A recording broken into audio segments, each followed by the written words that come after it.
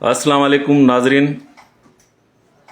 ही गोठाणा Kumbh city press club ते पाता आहिनि। फ़कीराबाद टाउन कमेटी जे ॻोठ अलीआबाद जा रहवासी आहिनि। ही अमड़ियूं भेनरूं बेवा आहिनि ऐं पंहिंजे भाइरनि सां गॾु हिते पहुतियूं आहिनि। वॾे भाउ जी शिकायत खणी वॾा भाउ त माउ पीउ जियां हूंदा आहिनि ऐं माउ पीउ खां पोइ पंहिंजे भेनरुनि तोड़े भाइरनि जो सहारो बणिबा आहिनि त पर किथे वरी के शयूं अहिड़ियूं बि थींदियूं आहिनि त सहारो बणिजण जी बजाए बेसहारा बि कंदा आहिनि। शिकायत खणी पहुतियूं आहिनि अदड़ियूं। अरे छा नालो आहे तव्हांजो? नालो छतल जी छतल नालो आहे। छतल भट्टी। हा छतल भट्टी। तव्हांजे मुड़ुस जो नालो? नूर मोहम्मद। गुज़ारियो आहे? हा। छा मसइलो आहे? हाणे असां पंहिंजे पीउ जो हक़ घुरियो आहे। असां हिसो पिया घुरूं। असांजे मुड़ुस जी बनीअ ते अचे कब्ज़ो कयो अथई। असद इकरार एकड़ ते अचे कब्ज़ो कयो अथई। हाणे असां खजूं नथा कटण ॾियनि। असां बेवा आहियूं। असांजो केरु आहे? असद इकरार छा थिए तव्हांजो? उहो भाटिया आहिनि त बशीर जा पुट आहिनि। वॾो भाउ आहे तव्हांजो? वॾो भाउ। हा, तव्हांजो भाउ कुझु नथो चए? न मुंहिंजो कुझु नथो चए। उन वियासीं पोती लाइ पेरनि ते रखीसीं। असांजी न खई। भाटिरे खे पोती लाइ रखी। तव्हां ॿई भेणियूं बेवा आहियो? असां हिकु घर में रहंदा आहियूं। हिकु एकड़ आई? मुड़ुस जो प्लाट आहे? हा मुड़ुस जो प्लाट आहे। उन ते कब्ज़ो कयो वियो आहे? हा उन ते कब्ज़ो कयो। तव्हां अहिड़ी तव्हां चङनि मिठनि खे ॻोठा वारनि खे ॾिनी? जी जी असां ॾिनी आहे हुते। तव्हांजो तदारक न थियो? न असां त असांखे धमकियूं ॾेई बसि माना असांखे बंदि थो कराए छॾियो आहे त कुझु बि न थींदो आहे। मुंहिंजी हिसे जी बनी आहे मां खणंदमि। असां ॿई भेनरूं बसि अकेला घुमूं था। असां कंहिंजो सहारो बि नथा वठूं था त उन्हनि खे मारनि था। नंढा भाइर उन्हनि जे पुटनि खे मारनि था। असांखे भउ आहे। हिन जा ॿ पुट आहिनि उन्हनि खे भउ आहे। उनखे चए त मां मारींदुमि।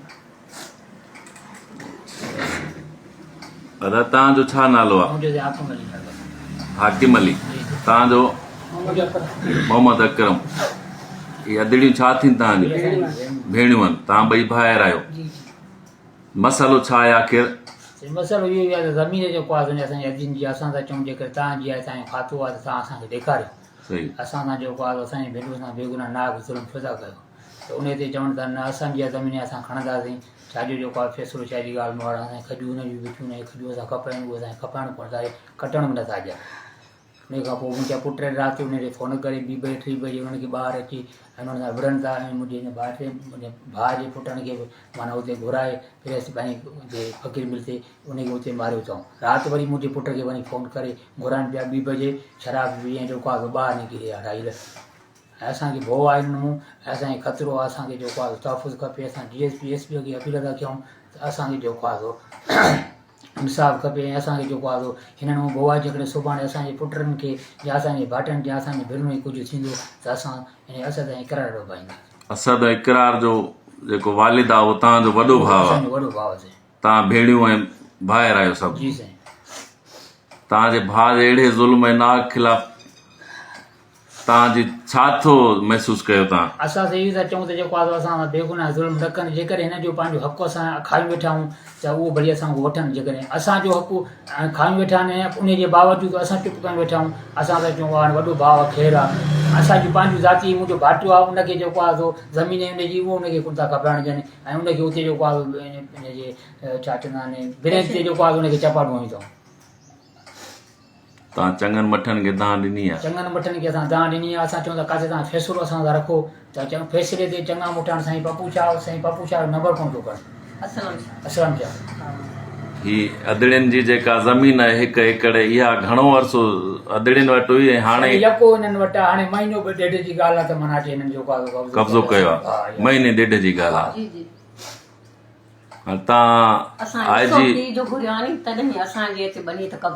तव्हां पंहिंजे वालिद जो हिसो घुरियो उन खां पोइ तव्हांजी बनीअ ते कब्ज़ो कयो वियो आहे? मुंहिंजो भाउ वॾो चयो जे तव्हां हिसो था घुरो मां एकड़ ते कब्ज़ो थो कयां।